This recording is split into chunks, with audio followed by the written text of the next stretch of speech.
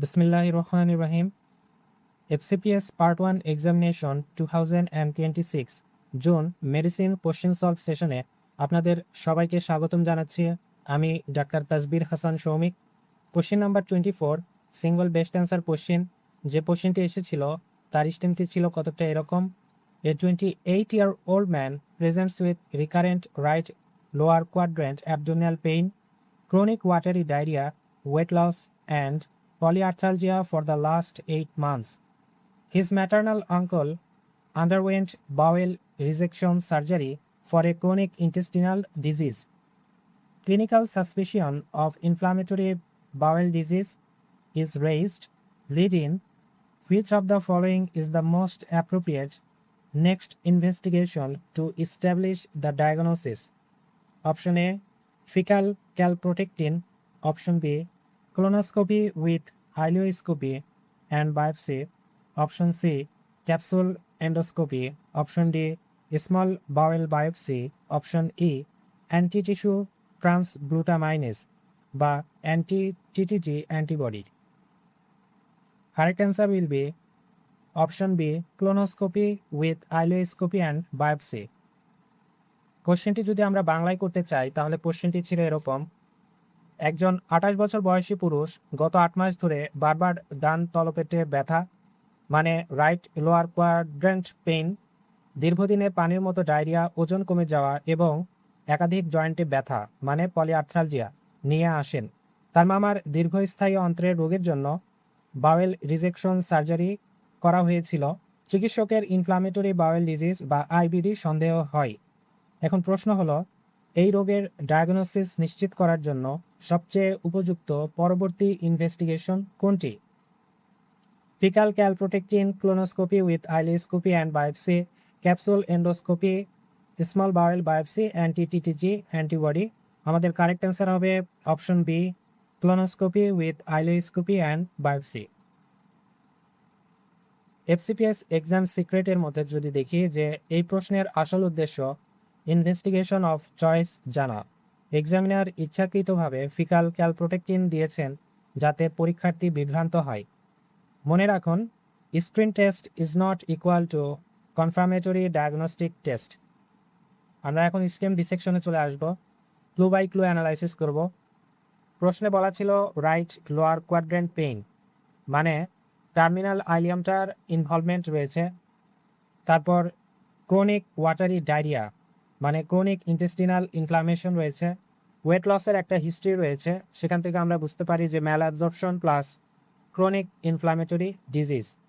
Polyarthralgia মানে এটা একটা extra intestinal manifestation of IBD এবং পজিটিভ ফ্যামিলি হিস্ট্রি ছিল মানে Crohn's ডিজিজের genetic predisposition.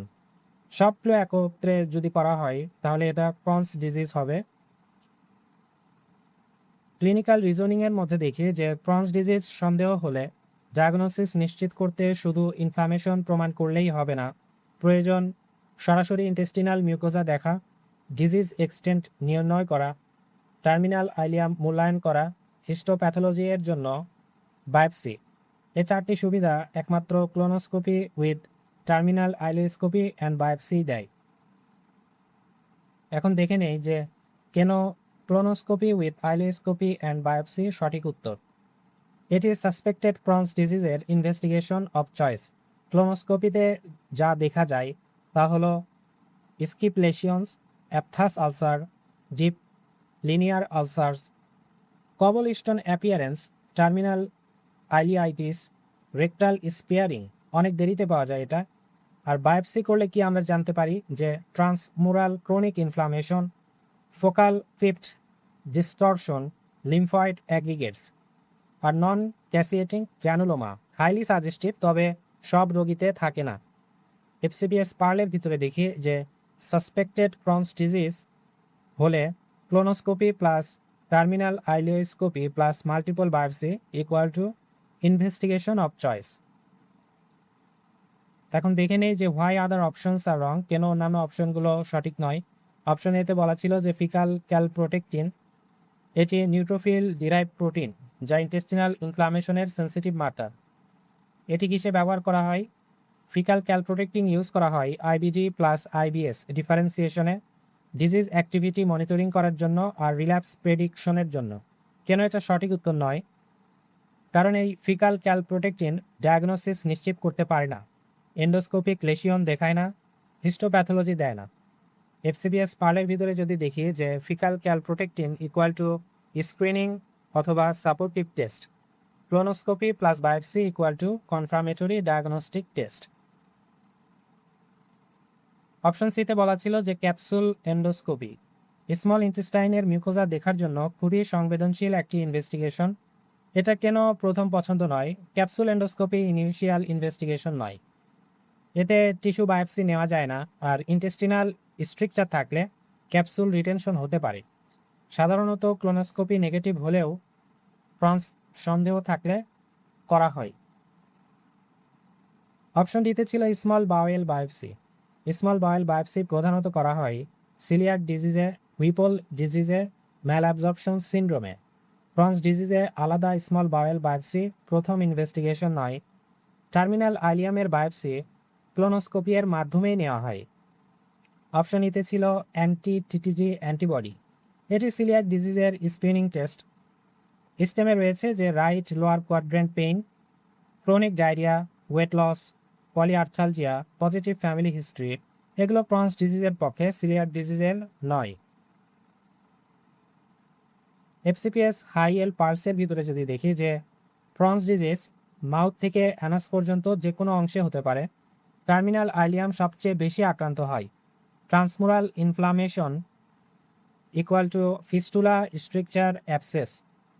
Skip lesion Crohn's ডিজিজের ক্লাসিক একটি finding. Smoking worsens Crohn's disease, যারা স্মোক করে তাদের ক্রনস ডিজিজ বেশি হয়।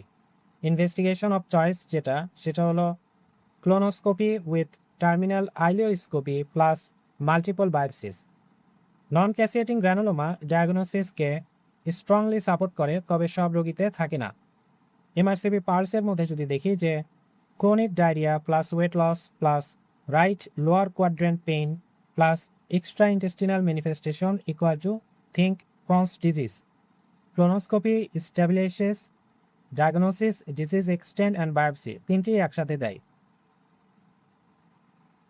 এক্সাম ট্র্যাপসের ভিতরে দেখি যে ফিকাল ক্যালপ্রোটেক্টিং দেখে বিভ্রান্ত হবেন না, এটি ডায়াগনোসিস কনফার্ম করে না। ক্যাপসুল এন্ডোস্কোপি কখনোই প্রথম ইনভেস্টিগেশন নয়। অ্যান্টি টিটিজি শুধুমাত্র সিলিয়াক ডিজিজের জন্য। এফসিপিএস নিউমোনিক এর মধ্যে যদি আমরা দেখি যে ক্রন ইকুয়াল টু স্কোপ, এসতে আমরা স্কিম লেশিয়ন দিয়ে মনে রাখতে পারি, যেটা স্কিপ লেশিয়ন থাকে। সিতে ক্লোনোস্কোপি, ওতে অবজার্ভ টার্মিনাল আইলিয়াম, পিতে পাঞ্চ বায়োপসি, ইতে ইস্টাবলিশ ডায়াগনোসিস। মেমোরি স্টোরি, এটা আমরা একটা গল্পের মাধ্যমে মনে রাখতে পারি যে একজন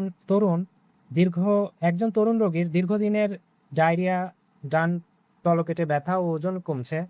ডাক্তার বললেন রক্ত পরীক্ষা নয়, আগে স্কোপ করো, টার্মিনাল আইলিয়াম দেখো, তারপর বায়োপসি নাও, তবেই ক্রনস নিশ্চিত হবে।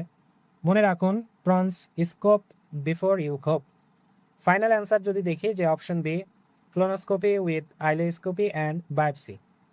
এফসিপিএস ওয়ান লাইনারের ভিতরে যদি দেখি যে suspected Crohn's disease plus chronic diarrhoea plus right lower quadrant pain plus weight loss plus family history, investigation of choice হবে colonoscopy with terminal ileoscopy and multiple বায়োপসিস।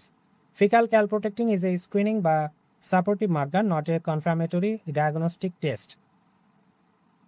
Notes and নোটসের 535 নম্বর পেজে রয়েছে এটা ক্রনস ডিজিজ। এখানের extra intestinal manifestation of IBD বা inflammatory bowel disease, এটা আমরা মনে রাখতে পারি এপাইস্যাক। এটা খুব ইম্পর্টেন্ট, পরীক্ষায় প্রায়ই আসে।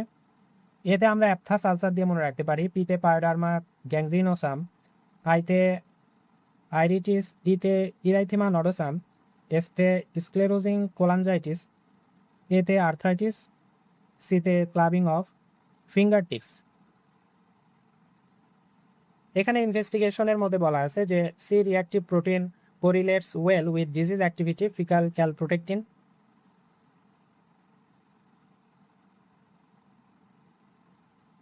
এখানে এন্ডোস্কোপির মধ্যে আমরা দেখতে পাচ্ছি যে colonoscopy is the investigation of choice. Crohn's disease most typically affects the terminal ileum and proximal colon. Therefore, the investigation of choice could be ileocolonoscopy. A flexible sigmoidoscopy may not identify any areas of disease. এবং এখানে একটা patchy inflammation হয়। ধন্যবাদ।